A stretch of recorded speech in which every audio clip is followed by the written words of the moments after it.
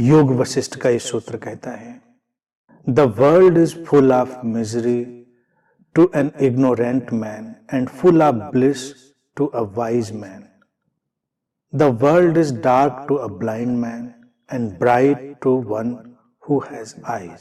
सूत्र कहता है कि ये संसार दुखों से भरा है एक अज्ञानी व्यक्ति के लिए, और एक ज्ञानी व्यक्ति के लिए संसार आनंद से भरा है.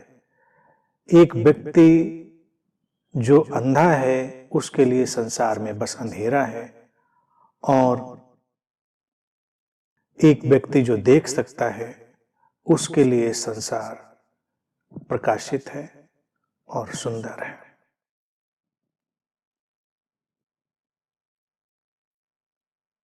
सीधी सरल बातें. योग वशिष्ठ के ये सूत्र यहां पर जो हैं वो बहुत घुमाकर बात नहीं कह रहे, सीधी सरल बातें हैं और दैनिक जीवन में शामिल करने योग्य बातें हैं.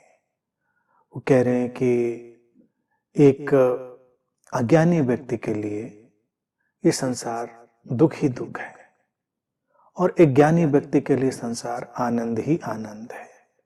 जैसे एक व्यक्ति देख नहीं सकता तो उसे सब अंधेरा अंधेरा ही दिखाई देता है, और एक व्यक्ति जो देख सकता है उसके लिए संसार प्रकाश का एक अद्भुत खेल है.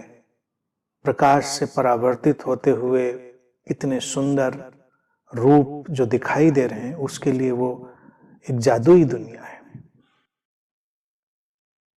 अब ज्ञानी और अज्ञानी कौन योग वशिष्ठ की दृष्टि में? अज्ञानी वही जो सब कुछ को अलग अलग मानता है, जो हर बात में भेद करता है, जो मेरे तेरे के बहुत ही क्षुद्र सतही विभाजनों में उलझा है. तो वो दुखी पाएगा. अगर एक व्यक्ति अपने स्वीकार में जीता है तो वो अपनी जो संभावना है, अपनी जो क्षमता है, प्रतिभा है, उसमें उतरता है वो, और वहां से उसके लिए कई मार्ग भी खुलते हैं. लेकिन जो व्यक्ति अपने इस अनूठेपन को नहीं देख पाता वो बस तुलना और इन सब बातों में उलझा रहता है. दूसरों के जीवन में जो भी चीजें हैं, संसार में जो भी हैं, उन सब के उलझाव में वो बना रहता है तो दुखी होता है. वैसा क्यों है, ऐसा क्यों है, उसके साथ वैसा क्यों है, मेरे साथ ऐसा क्यों है. ये सारी बातें. तो तरीका बस इतना ही है, आंखें बंद करके जियो या आंखें खोल के जियो. अंधा जो कहा गया है ऐसा नहीं आंखें ना ही हो. आंखें होते हुए भी अगर हम आंखें बंद करके जीते हैं तो हमारे लिए सब अंधेरा है. तो मूल बात है आंखें खोलना. आंखें खोलना अर्थात समझ से भरना, और समझ से हम तभी भरेंगे जब टकराव छोड़ेंगे. समझ का अर्थ ये नहीं टकराएं. समझ का अर्थ है हम एक अंतर संबंधित जीवन की इस प्रक्रिया को देखें, उसमें जागें और हम अपने लिए एक रास्ता बनाएं. जैसे घने जंगलों में हम पेड़ों को देखें तो पेड़ ऊंचे ऊंचे उठते चले जाते हैं. क्यों? क्योंकि हर पेड़ को सूरज की तरफ उठना है, वहां से उस प्रकाश को लेना है. तो अब जंगल घना हो गया, पेड़ बहुत हैं आसपास, तो एक दूसरे से ईर्ष्या में नहीं पड़ते, वो एक दूसरे से प्रतिस्पर्धा में नहीं पड़ते. वो प्रतिस्पर्धा जो हमें दिखाई देती, क्योंकि हम मानवीय, हमारा मन वैसे ही देखना चाहता है, हमें देखता है देखो कैसे एक दूसरे से प्रतिस्पर्धा करके पेड़ ऊंचे उठ रहे. नहीं, वो अपने नैसर्गिक स्वभाव में ऊंचे उठते हैं. तो जब कोई कहीं भी द्वंद्व में नहीं उलझता, किसी भी तुलना, निर्णय, प्रतिक्रिया में नहीं पड़ता, तो वैसे ही जैसे पेड़ और ऊंचे हो जाते हैं, क्योंकि उनको उठना ही है प्रकाश की तरफ, वैसे ही मनुष्य को भी उठना ही है अपनी संभावना की तरफ, अपनी चेतना के सूर्य की तरफ। जैसे बाहर का सूरज है, ऐसे ही हमारे लिए चेतना का सूरज है, बोध का सूरज है। तो जब हम अपनी शक्ति, तुलना, प्रतिस्पर्धा और इस सारे द्वंद्व में नहीं डालते हैं, तो वो मुक्त होती है और हम उसकी ओर खींचे जाने लगते हैं। हमारे जीवन में ऊंचाई आने लगती है, नैसर्गिक ऊंचाई।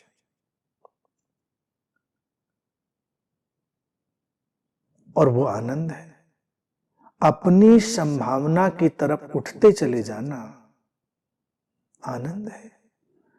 व्यक्ति किसी आदर्श, किसी प्रतिक्रिया, किसी काल्पनिक लक्ष्य की तरफ खींचा जा रहा है, इसीलिए वो दुखी है।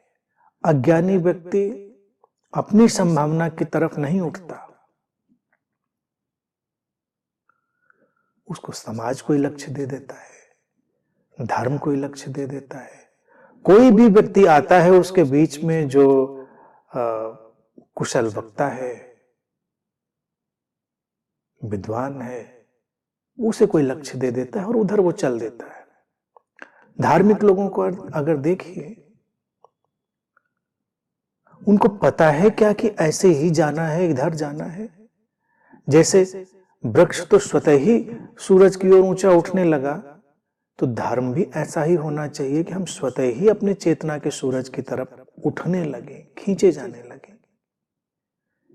लेकिन हम इसलिए नहीं उठ पाते क्योंकि पहले से ही कोई बना बनाया रेडीमेड स्ट्रक्चर है, पूर्व निर्मित ढांचा है, जो बताता है कि ऐसे होना चाहिए, ऐसे जाना चाहिए, और व्यक्ति उसमें फंस के उलझ के रह जाता है। जो कोई दूसरे के बनाए ढांचे, चाहे वो चेतन और अचेतन रूप से ही हम तक क्यों ना आए हों, कभी कभी हमको पता ही नहीं होता, वो दुख में ही ले जाते हैं। और जो व्यक्ति स्वधर्म में जीता है, जिसको कृष्ण स्वधर्म कहते हैं गीता में, उस स्वधर्म ही यही है जिसकी बात योग वशिष्ठ कर रहा है। आंख खोलकर जीना, आंख खोलकर जिएंगे तो सब कुछ प्रकाशित है, प्रकाशित है, सब सुंदर है।